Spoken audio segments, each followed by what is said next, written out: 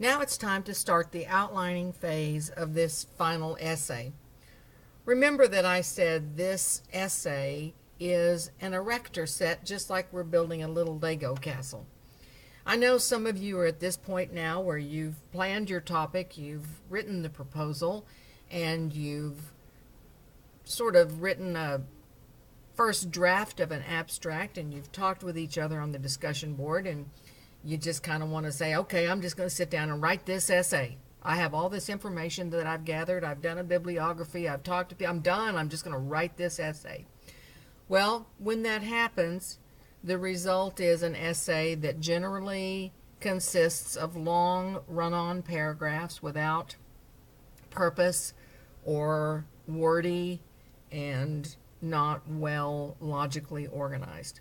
So I hope that you will make friends with the outline. I know I am pushing a boulder uphill when I ask you to do that. So knowing that, let's move forward. You're going to make a choice about how you organize your essay, and that's fun. You can go with the alphanumeric essay, or you can go with the Tilghman Method essay. Either one of those two options are appropriate for university discourse. Now let's remember how we got to these choices.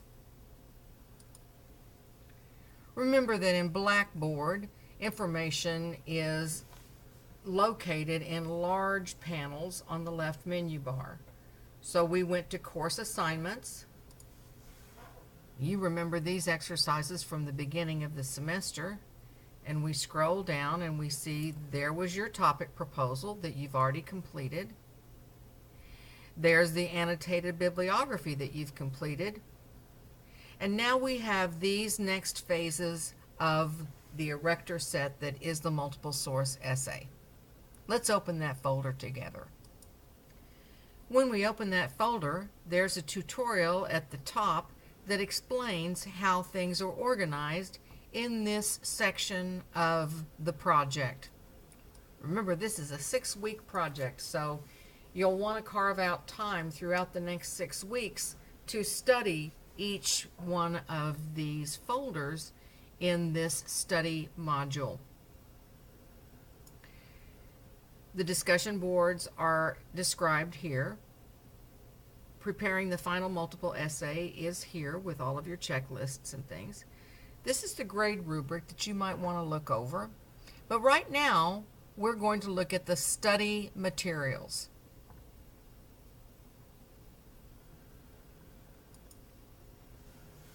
In the study materials, we see the ever-popular checklist, which everybody wants to see and wants to know up front how the final essay is going to look. Now, we've already done the topic, you've already done your proposal, so it's now time to look at the outlining phase. These two folders contain the two choices that you will be making. How will you know which choice to make? Well, you're going to want to open each folder and read the top section of each folder to see if that is going to help you as you organize your topic. Let's look at each one together. The alphanumeric outline is the standard outline that you learned back in high school. You learned it throughout your college, and you learned it in your freshman English class prior to taking this course.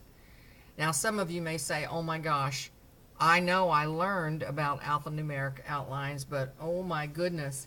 And that is why there are tutorials throughout this folder that explain to you how to create the outline if you choose this method. Here I've written information and done a tutorial on the theory outline. If your topic is a theory about something, then maybe you want to follow this method.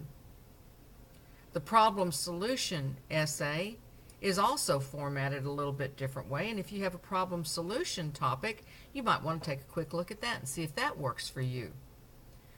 The cause and effect outline is covered here, and you might want to check that out to see if that fits your topic. These choices all relate to the alphanumeric outline. And to create such an outline, This little tutorial is fantastic because Word can mess up an outline quicker than anything I've ever seen, and so can pages and everything else. So this has helped me so much, and I know it will help you too, if this is the method that you choose. So you're going to think, what's my topic? Is my topic a theory? Is my topic a problem solution? Is my topic a cause and effect? And then decide whether or not you want to watch one of these tutorials and see if that method works for you. Now let's go back and look at the Tilghman method. I've come back to the outlining module, and I'm going to click on this folder now. Some instructors require the Tilghman method. I don't. I like to allow students an opportunity to decide which organization method works best for their topic, for their style of learning, for their style of writing. The Tilghman method is, it sounds scary, but it really isn't. It's a different way of organizing your information. And if you'll go in here and just open this little PDF, you will find the definition of what a Tilghman outline is. Then you can decide, does my outline work best using this method, or does it work best using the alphanumeric method? So this information here should give you an idea of whether or not this method works well for you. I've said before so many times that I love online education because content can be delivered in so many different ways to accommodate different learning styles. Regardless of which style you choose, remember the outline is a key part of your essay. Let's take a look at that rubric together. Remember when we opened the module for the study materials for the multiple source essay, we see this tutorial, which is kind of a landmark to remember. And let's go down and just take a quick look at this rubric together. At the top of that rubric page is an explanation for each of the items that are included in the grade rubric for this high point count essay. You can see the outline is 10% of the grade. Development is 10% of the grade, and development is achieved by a clear, logical path to an argument essay. So a good outline also affects the development points. When you consider the opposition to whatever your position is in this paper, that is also established in a good, logical, written outline. So this 10% also is reflected in a good outline. So I hope this lets you see just how important the outline is. Again, I know many people are not excited about the outline. I am, because I know that once I've written a good page and a half detailed outline, writing the essay is a cinch. I know where my paragraphs begin and end. I know where the next paragraph starts. I know what the topic of each paragraph is, and I can build my logical argument without running into that trap of just sitting down and writing words and hoping for the best, because it doesn't work out well, and that's going to affect the outcome of the grade for this very important project. I want to go over the breadcrumb path through this particular module with you one more time, and then I'll sign off. Remember, we explore the left menu bar. Remember, these sections of the course menu bar are important information to study. You can also find this information in the textbook. Some people like the textbook information better than they like looking at information online. Some people like tutorials, some people like PDFs. I have a little something for everyone. So remember, this section is available to you to study and refresh your memory on writing style. Once again, this is not a basic skills writing course. This is an advanced research writing methods course. So when we're ready, we go to course assignments. By now, we've seen these first parts of the course. We have already written our proposal and submitted that here. We've already done some preliminary research and submitted that in the annotated bibliography. And now it's time to settle in and spend some time studying the final multiple source essay and writing the actual essay. When we open that, we see a little tutorial that navigates us through the study modules for this essay. We see the discussion boards information, preparing, when we get to that phase, the final multiple source essay, the grade rubric and those details if you want to look that back over.